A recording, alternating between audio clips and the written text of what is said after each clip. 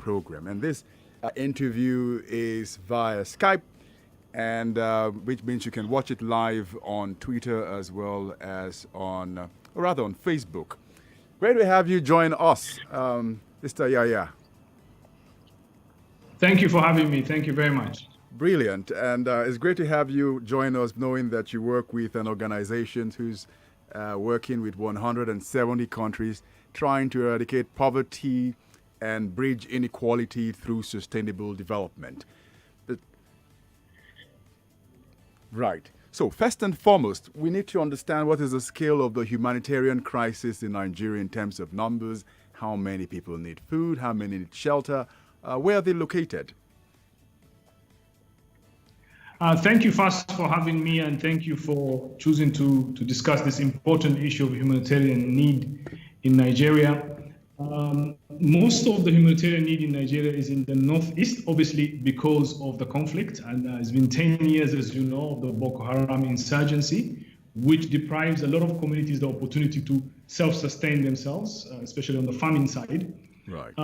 So today, as we speak, because of COVID, the situation of humanitarian needs is that much more urgent. To give you a sense to your viewers, to your listeners and viewers, 4 out of 5 people who live in the northeast of Nigeria are in urgent need of humanitarian assistance as we speak. So the number is significant. It has increased because of the COVID pandemic.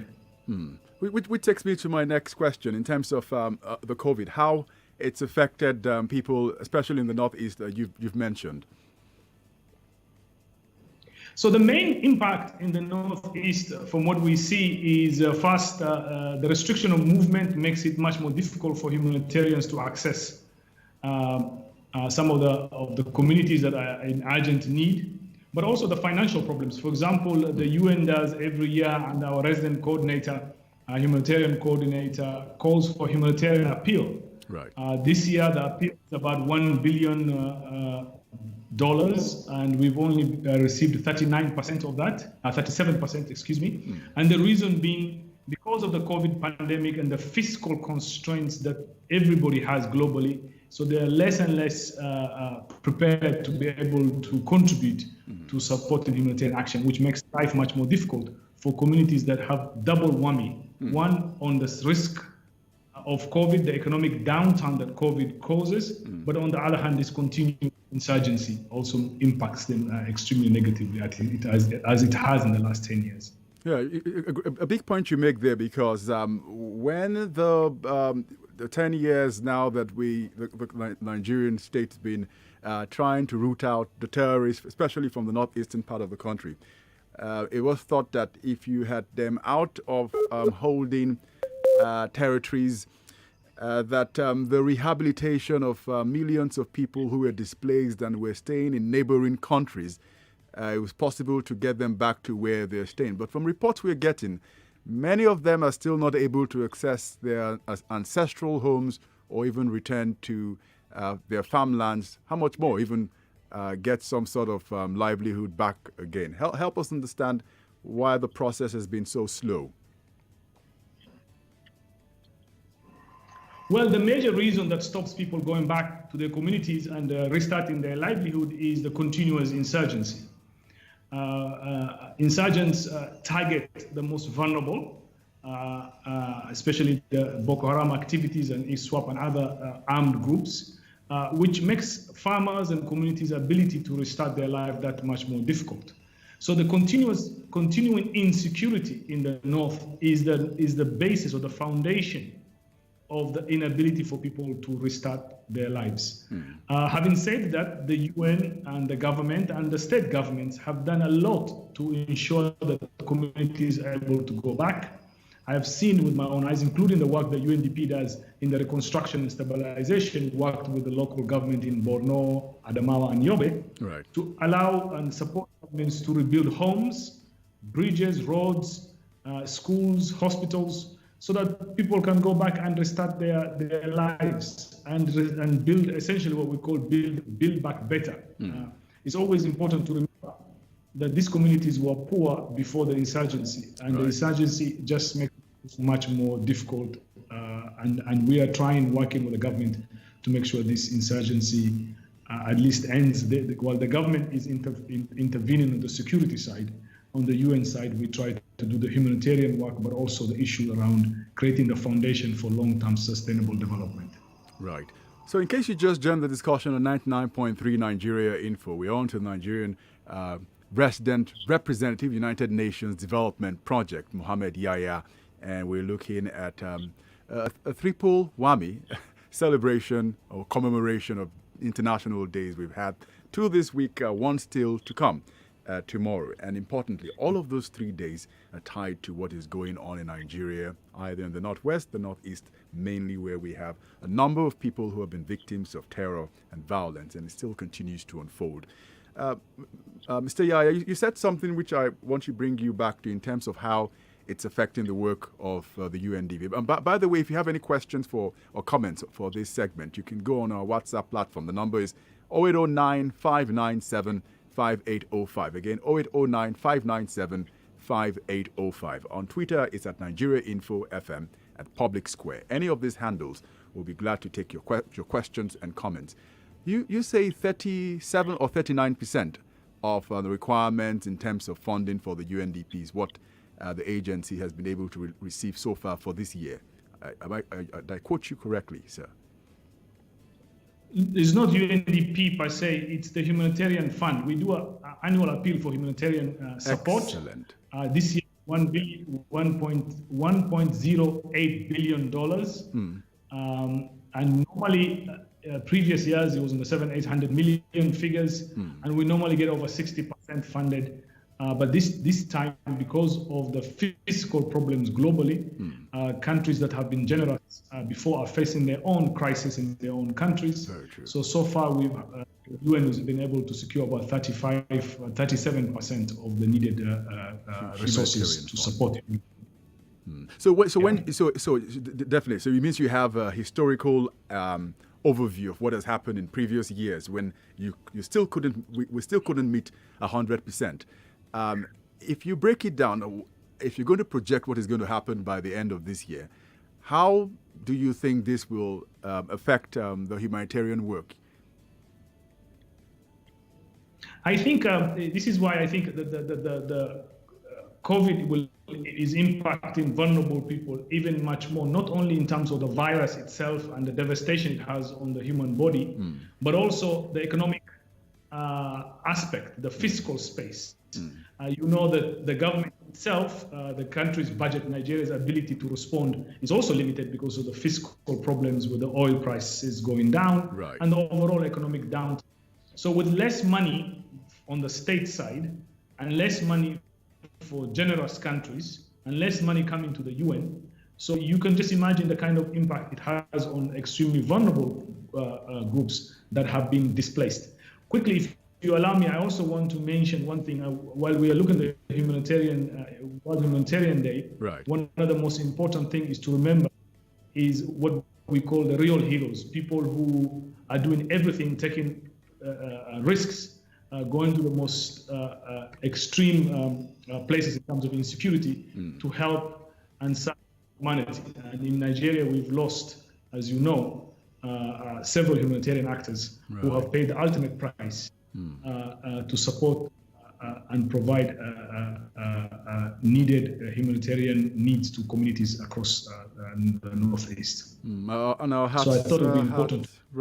Our hearts go out to them too. I mean, it's horrendous to imagine what has happened to them and then to the families they've left behind.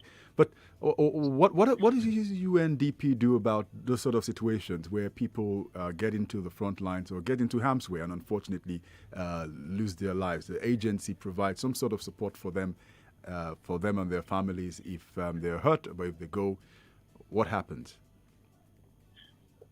So absolutely, we take not only UNDP, who we work on the development side, but my colleagues who work in the humanitarian side, such as WFP, UNICEF, IOM, and many others who do amazing work in the Northeast. Right. All of them, and NGOs. So we take care of our own. We try as much as possible to make sure that they are not in harm's way. We provide as much as possible within that context the necessary security apparatus needed to protect them. However, that is never 100%, and you've seen the aid workers who were recently executed by Boko Haram and the devastation that caused to their families and the loss. And these are people who were just trying to help people, and they were Nigerians who went up into these communities, took the risks to serve other Nigerians so that they don't go hungry or they have opportunity for healthcare. And then they've lost their life in course of that action. So I just thought it's an important thing for all your listeners to remember the ultimate sacrifice humanitarian actors are paying and the work that many are doing to speak. Right, unbelievable work. I was just going through your profile, Mr. Yahya rather, and then it just occurred to me that you've done a lot of intervention work, working with UN and its agencies in Guinea-Bissau, Afghanistan, Liberia. Interestingly, I was in Liberia some years ago. This was Aline Johnson Sirleaf's second term in office, the elections there. And they told me there, look, the UN is on MIL, is called the United Nations Mission in Liberia then. What they said was the hardest part was not the war, it was what happened after the war. And a number of guys who did work with ECOMOG then, which was the intervention force for the sub-region, had said that this part was the key part they were thinking about when the Boko Haram problem started. After all those initial fights that happened, how they're going to get the millions of people back to their places. What lessons you learn in Afghanistan and Liberia with the wars and then the rebuilding process you can share with our listeners, to think of life after the Boko Haram insurgency? What does it look like, and how soon do you think it can be?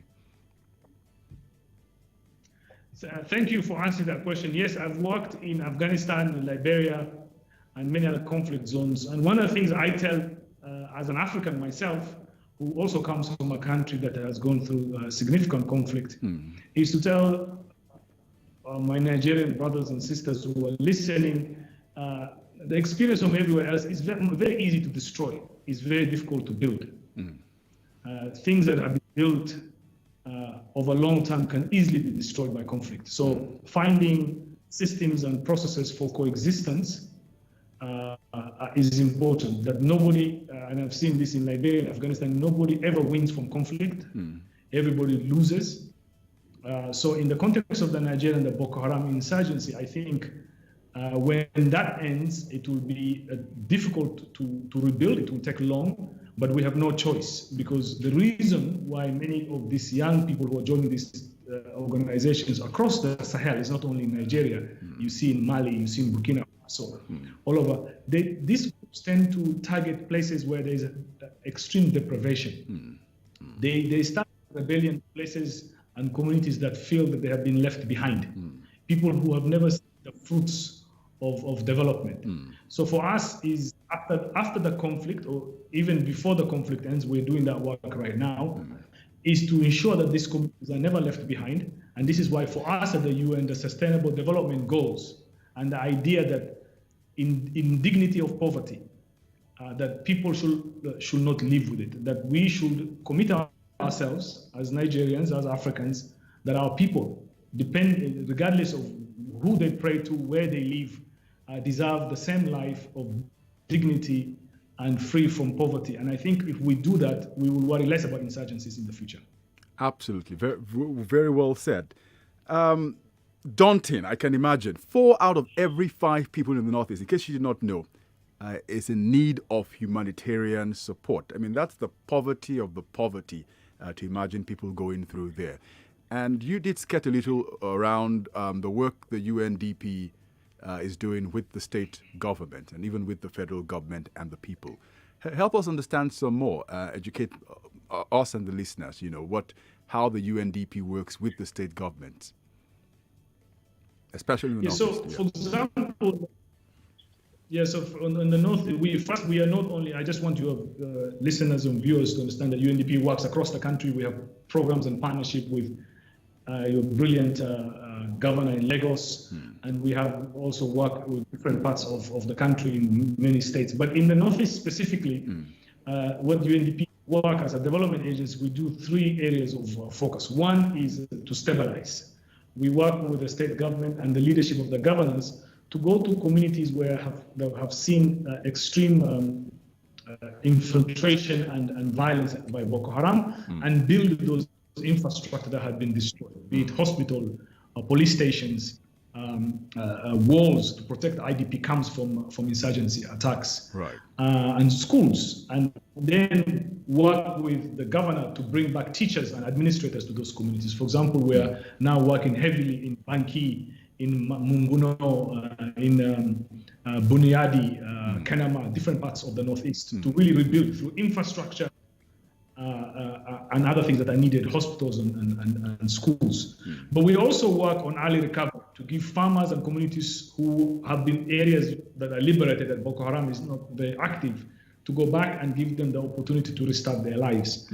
We also support the state's ability to think about development. You know, sometimes I see that, for example, the governor of the governors of Northeast, they're very ambitious. Right. They know that their state is in conflict, but they have a vision for longer-term development and catch-up development.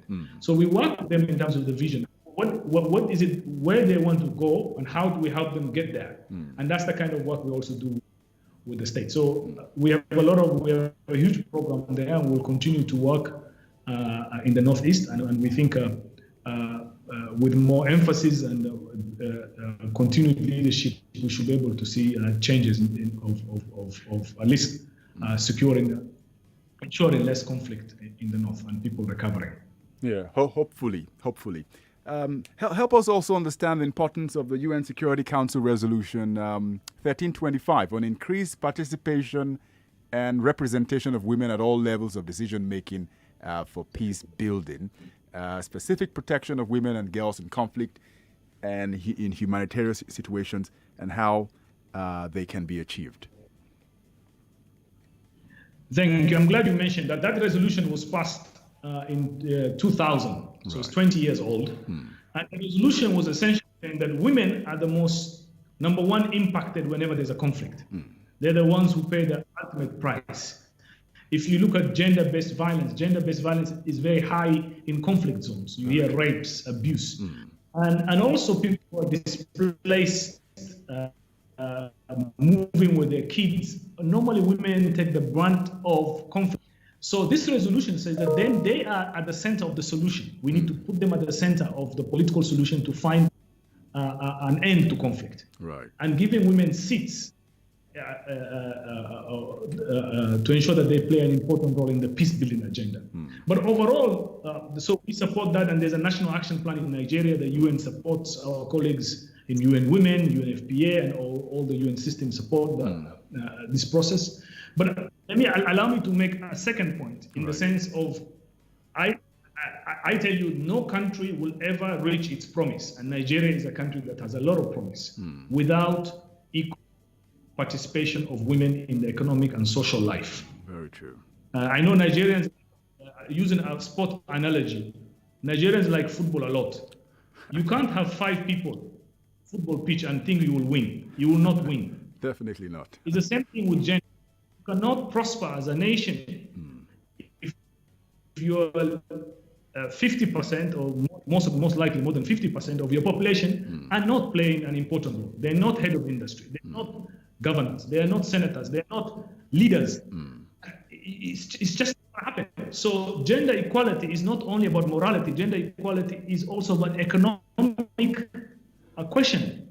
How does a country prosper? Right. Show me a country that is unequal, I show you a poor country. So that is essentially what the UN is saying here.